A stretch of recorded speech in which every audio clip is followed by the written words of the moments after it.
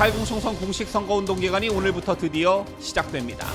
어제는 전 세계 115개국에서 220개의 재외국민 투표소가 문을 열었는데요. 선거운동 첫날 국민의힘 한동훈 비상대책위원장은 범죄자들을 심판한다는 각오로 이번 선거에 나섰다라며 이재명 조국 심판은 민생이라고 했습니다. 선거운동 첫날 더불어민주당 이재명과 조국혁신당 조국의 심판을 전면에 내세운 것인데요. 사실 지금 이런 구도라면 다음 22대 국회는 범죄 피의자들의 도피처가 될 게 자명합니다.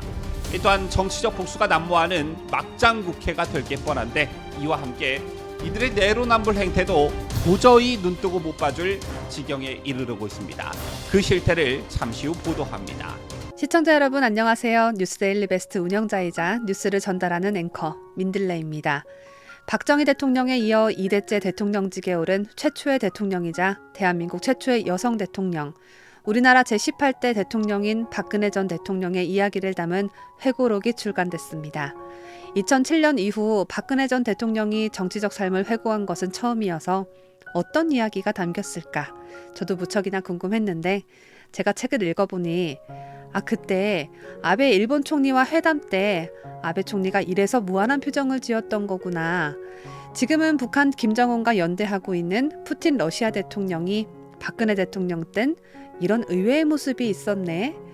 유승민 전 원내대표가 탄핵 전부터도 박근혜 정부의 중요한 정책 추진에 이렇게나 회방을 놨었구나 등등등 그동안 사연이 잘 알려지지 않은 흥미로운 사실들을 알 수가 있었습니다.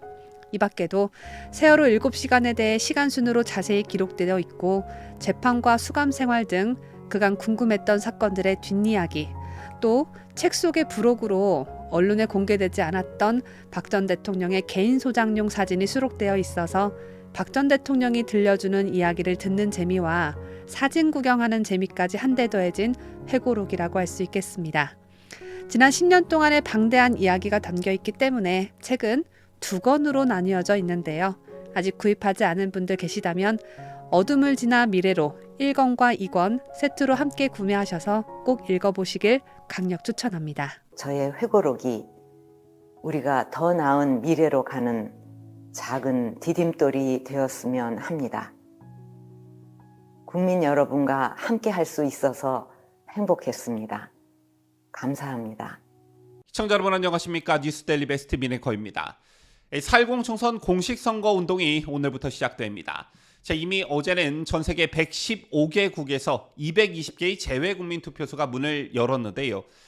전국 254개 지역구 699명과 정당별 비례대표 253명 등 모두 952명 후보자가 국민을 대표하는 300명에 들어가기 위한 13일의 레이스에 본격적으로 나섰습니다.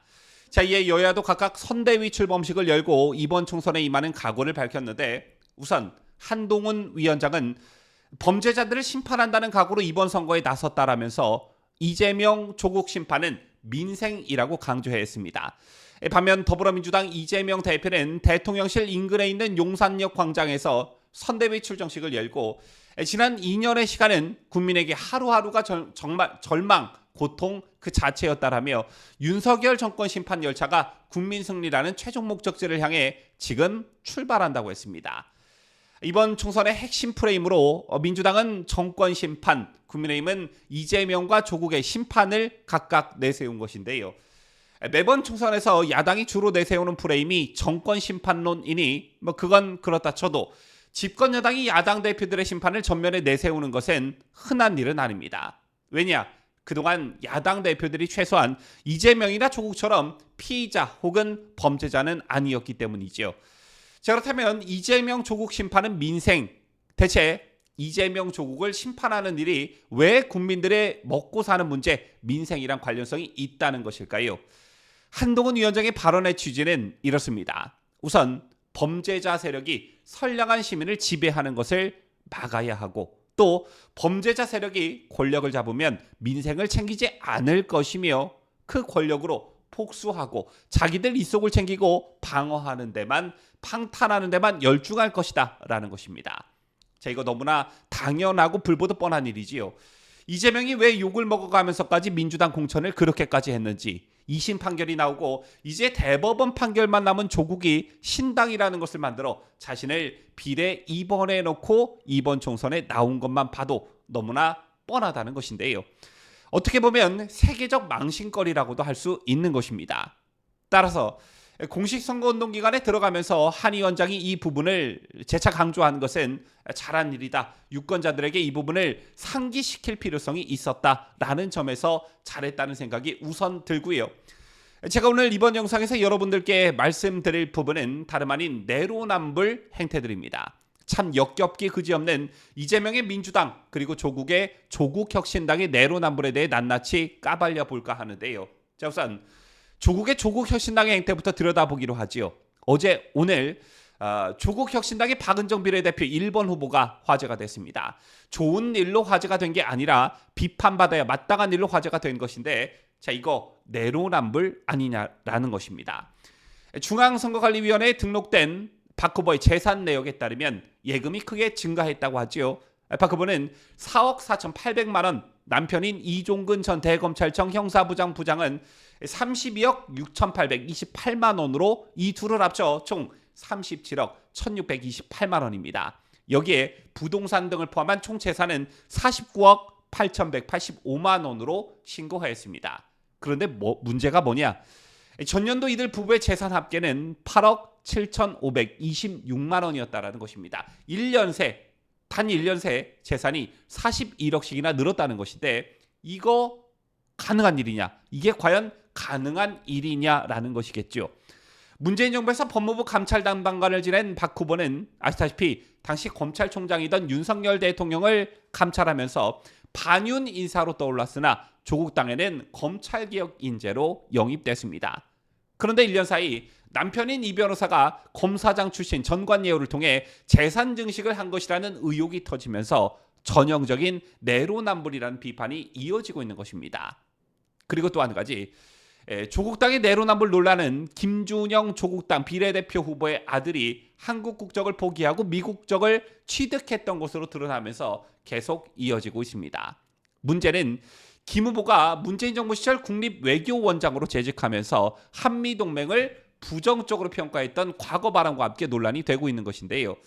김 후보는 2021년 3월 발간한 영원한 동맹이라는 역설에서 한미동맹을 두고 한국은 한미동맹에 중독됐다. 압도적인 상대에 의한 가스라이팅 현상과 닮았다라고 주장해 논란을 일으킨 바 있습니다. 이처럼 한미동맹을 비판하면서 자신의 아들은 국내 국제학교 진학을 위해 미국 국적을 선택하도록 했다는 비판에 직면하게 된 것인데요. 김 전 원장이 이번 선거에 입후보하면서 병역 의무 이행을 위해 국적 회복을 신청했다고 밝혔으나 내로남불 논란은 여전히 일고 있습니다. 그리고 대표적 내로남불 행태는 역시 조국이 하고 있는데 얼마 전 조국은 국회 소통관에서 기자회견을 열고 정치검찰의 고발사주 의혹, 윤석열 검찰총장 징계 의혹, 한동훈 국민의힘 비상대책위원장의 딸 논문 대필 의혹 규명을 위한 특검법을 발의하겠다 이렇게 예고했습니다. 자녀 입시 비리 의혹으로 재판을 받는 조국이 한 위원장 딸 입시 비리를 묻겠다며 사실상 정치보복을 선언한 것인데 그러나 한 위원장의 딸 논문 대필 의혹은 경찰이 지난해 12월 무혐의로 불송치 결정을 하고 사건을 종결시킨 사안입니다. 참 기가 막혀서 말이 안 나오는데요. 그 다음 더불어민주당 이재명은 상태가 좀 어떤가 들여다보도록 하죠. 이재명 최근 뭐라고 했습니까? 지금은 심리적 내전 상태라면서 그 원인으로 윤석열 대통령을 사실상 지목했습니다. 그런데 국민 분열의 주동자가 과연 누구냐라는 것인데요. 이직 혐오 발언과 계모 발언 등으로 갈라치기 논란에 휩싸인 이재명이 과연 윤 대통령을 국민 분열의 주범이라고 지목할 수 있느냐라는 것입니다. 또한 이재명은 최근 선거 유세 과정에서 민주당이 패배할 경우 나라의 운명이 아르헨티나처럼 될 것이다라는 주장을 펼치고 있습니다. 아시다시피 아르헨티나는 베네수엘라와 마찬가지로 좌파 포퓰리즘으로 몰락한 나라의 전형으로 자주 거론되는 그런 나라인데요. 그런데 경기도의 차베스라고 불릴 만큼 포퓰리즘 정책의 대표 주자격으로 꼽히는 이재명이 아르헨티나를 거론하며 정권 심판론을 호소하는 상황. 이거 개그하자는 것도 아니고 아직도 기본소득을 포기하지 않는 이재명이 과연 할 소리냐라는 것입니다. 이렇게 보면 이재명과 조국의 내로남불, 언행불일치 이런 건 가히 세계 최고 수준이라고 할 수 있습니다. 자, 이런 세계 최고 수준의 내로남불, 언행불일치를 보이고 있는 이들에게 소중한 한 표를 행사하는 최악의 유권자들이 되지 말았으면 좋겠다는 생각을 가져보면서 뉴스를 마치도록 하겠습니다. 지금까지 저는 자유대한민국을 소화하는 뉴스데일리 베스트 민앵커였습니다.